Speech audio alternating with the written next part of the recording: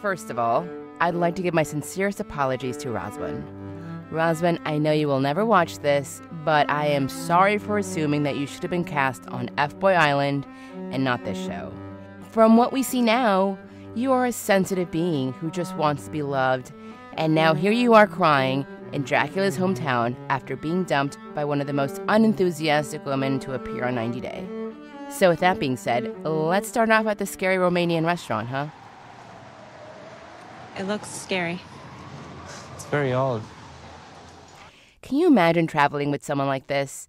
I mean, I honestly couldn't, and for whatever reason, if life would have thrown Amanda and I into a buddy travel movie, I would have ditched her a long time ago in the grocery store. We are going to the best grocery store. Do they have American food there? Yeah.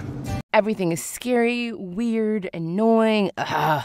Honestly, lady, please, you're wearing us all out here with your ignorant comments. I'm looking forward to have a real fun date tonight, to enjoy our time, to relax. So this dude has been trying so hard to impress this girl, but this girl could give 0 Fs about it. And why is that? Because she doesn't like him, and we all know this. Almost all the dishes are Romanian. How can I read anything? Yes, grab your things, Razvan, and let's leave the restaurant. I can't read the menu. I am completely offended.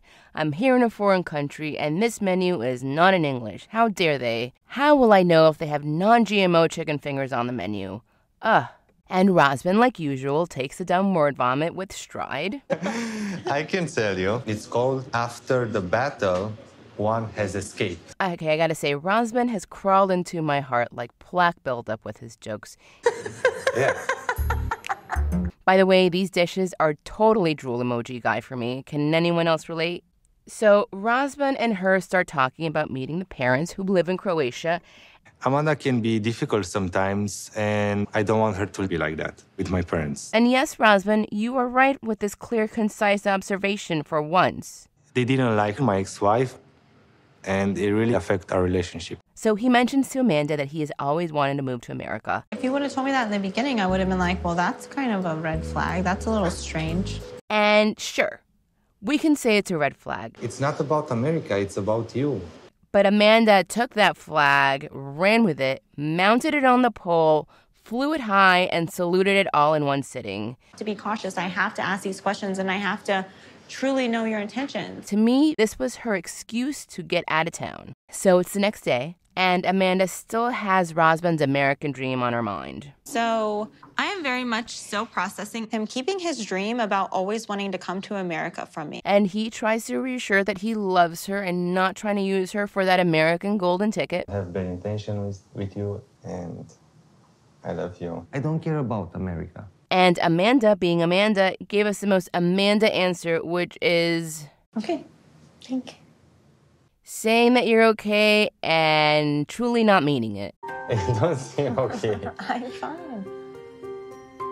This is the face of a woman that is counting down the minutes for her return flight. It does kind of feel like the more I spend time with him, the more kind of concerns I have. Yeah, she trusts the box of Frosted Flakes more than she trusts him. So I need to take a minute because my dog Mango wants to tell you to like and subscribe. All right, let's get back to the show.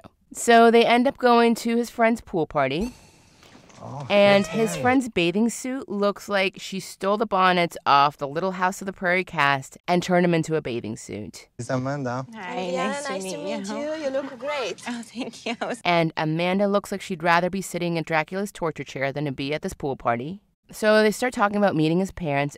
Amanda, you're ready to meet his parents? And of course, here comes Amanda with one of her comments that are ignorant and also a slight put down towards Razvan. They do not speak English. Razvan's gonna have to translate. And of course, this girl can see the awkward tension between these two because, let's face it, Helen Keller could have sensed something's wrong between these two. Look at his eyes, like... Yeah. like a cat. So she takes Amanda aside for some girl talk. I gotta tell you, can we get this girl to host the tell-alls, please? Because even with her limited English, she would do a better job than Sean. I look in your eyes, Razvan eyes, a kind of eye contact when it's a toxic relationship. Bonnet Girl is right. And this girl says something that every couple on the show should take note. Yeah, but if I start a relationship. I want peace, not to fight. If there is fighting to be had in a relationship, it should not be done in the beginning. You should save that to the very end when the relationship is dying right in front of you. I think it's impossible to love a person in a short time. So true.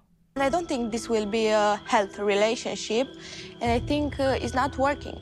So it's the next day, and they finally did it. Yay! And they, they look cute. They look like they really enjoyed themselves. I hope they did. So we stayed up all night. And that day, they make their way to Brace. Oh my God, I'm going to ruin it. Bronson? Guys, I can't pronounce.